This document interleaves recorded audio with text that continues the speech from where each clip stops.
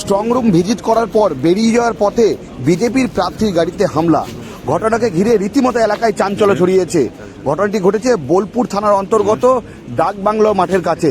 বিজেপির প্রার্থীর অভিযোগ, তিনি বোলপুর কলেজের কাছে স্ট্রং রুম ভিজিট করার পর বেরিয়ে যাওয়ার পথে বোলপুরের ডাকবাংলো কাছে রটারি ক্লাবের কাছে তৃণমূলের লোকজন তাদের গাড়ি ঘিরে ধরে এবং তাদেরকে মারধর করা হয়, এমনকি গাড়ি ভাঙচুর করা হয়। এই ঘটনাকে ঘিরে রীতিমতো এলাকায় চাঞ্চল্য ছড়িয়েছে। বিজেপির প্রার্থী তিনি অভিযোগ করছেন সরাসরি যে তৃণমূলের লোকজন জড়িত ছিল এবং তার ওপর হামলা করেছে। এবং এই ঘটনার খবর পেয়ে ঘটনাস্থলে যায় বোলপুর থানার পুলিশ এবং পুরো ঘটনার তদন্ত শুরু করেছে। অন্যদিকে তৃণমূলের বিরুদ্ধে অভিযোগ করা, তৃণমূল পরিষ্কার অভিযোগ অস্বীকার করেছে। তাদের বক্তব্য যে সম্পূর্ণ মিথ্যা অভিযোগ করাচ্ছে এবং এই ঘটনাকে ঘিরে রীতিমতো চাঞ্চল্য ছড়িয়েছে। আমরা দেখাচ্ছি ছবি এই মুহূর্তে। বিজেপি প্রার্থী খোকন দাস, নানুর বিধানসভার বিজেপি প্রার্থী খোকন দাস, তিনি বোলপুর কলেজে সামনে এই মুহূর্তে তার গাড়ি দাঁড়িয়ে রয়েছে এবং দেখতে পাচ্ছি যে তার গাড়ির সামনে যে কাঁচের অংশ, সেই কাঁচের অংশ ভেঙে গিয়েছে এবং তার হাতেও আঘাত লেগেছে। সেই ছবি দেখতে পাচ্ছেন। বিজেপি প্রার্থী সরাসরি অভিযোগ তুলছেন, তিনি বোলপুর যে স্ট্রং রুম রয়েছে সেখান থেকে ভিজিট করার পর বেরিয়ে যাওয়ার পথে বোলপুরের ডাকবাংলো কাছে সেখানে কিন্তু তার উপর হামলা চালানো হয় এবং গাড়ির কাঁচ ভেঙে দেওয়া হয় এবং তৃণমূলের বিরুদ্ধে সরাসরি তিনি অভিযোগ করছে। যদিও তৃণমূল সমস্ত অভিযোগ অস্বীকার করে তৃণমূলের পাল্টা দাবি যে সম্পূর্ণ মিথ্যা অভিযোগ করা হচ্ছে এবং অভিযোগে কার্যত উত্তপ্ত বোলপুরের ডাকবাংলো মাঠের কাছে। এই মুহূর্তে দেখতে পাচ্ছি আমরা বোলপুরের এসডিপিও রিকি আগরওয়াল, তিনি এই মুহূর্তে ঘটনাস্থলে পৌঁছিয়েছে এবং এই ঘটনাকে কেন্দ্র করে রীতিমতো বোলপুরে আবার চাঞ্চল্য ছড়িয়েছে। আমরা দেখতে পাচ্ছি এই মুহূর্তে ঘটনাস্থলে বিশাল পুলিশ বাহিনী এবং কেন্দ্র বাহিনী মোতায়েন করা হয়েছে।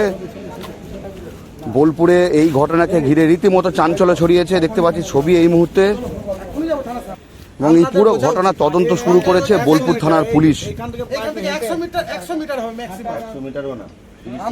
আপনারা রয়েছেন এখানে, তারপরেও প্রার্থীর গাড়িতে এই অবস্থা, নাম আসছে ফিলিপ সেকেন্ড, আপনারা নীরব, আপনাদের হাতে কিছু করার নেই।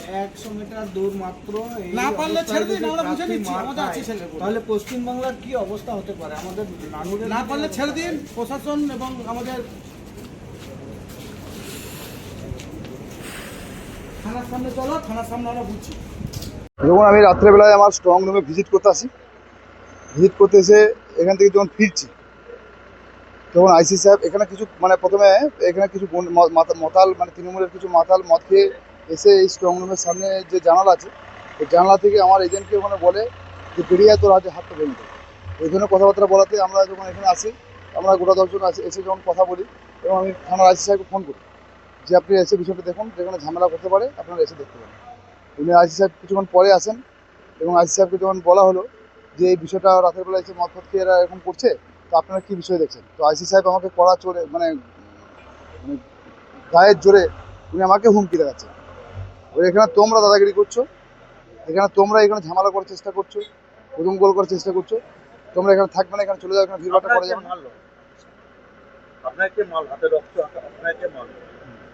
আমাকে মেরেছে যেটা হচ্ছে, আমি যখন এখানে স্ট্রং রুম থেকে বেরিয়ে যাচ্ছিলাম, তো ওই রোটারি ক্লাব যেটা ডাকবাংলা মাঠের সামনে, ওইখানে আমাদের ঘিরে ফেলে সামনে থেকে বিধানচন্দ্র মাঝির সামনে গাড়িতে ছিল এবং সেখানে ছিল ফিলিপ সেন এবং পেছনে গাড়িতে ছিল মহিম সেন।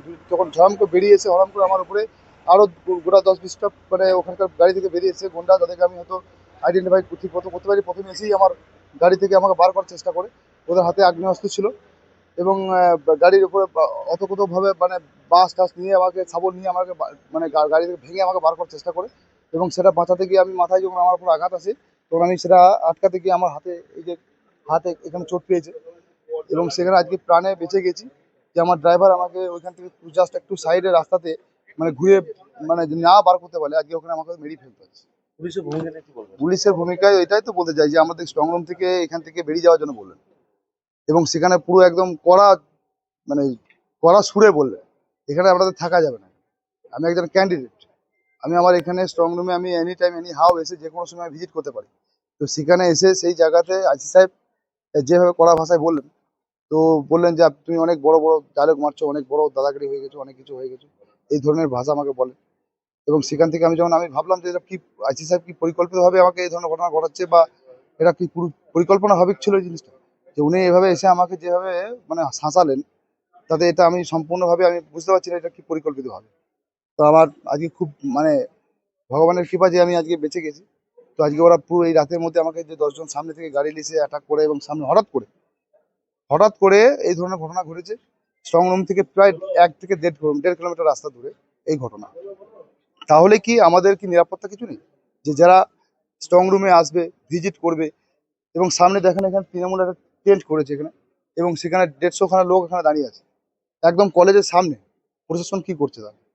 সেখানে তারা দাঁড়িয়ে এখানে এই ধরনের যারাই বিরোধী দলে যারা আছে তাদেরকে জয় বাংলা বলে তাদের গাড়ির উপরে থাপ্পড় মেরে তাদেরকে টিটকারি করছে এবং তাদেরকে দেখে নেবো এই কথা বলছে 4 তারিখের পর।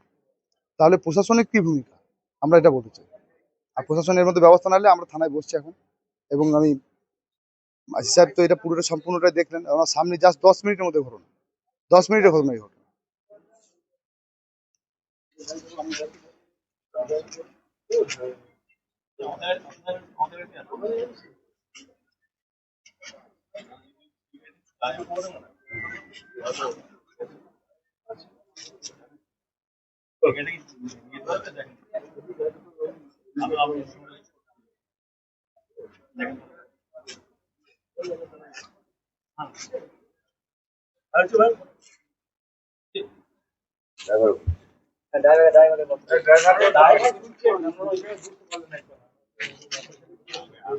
এই তুমি বাইকটা দাও তো।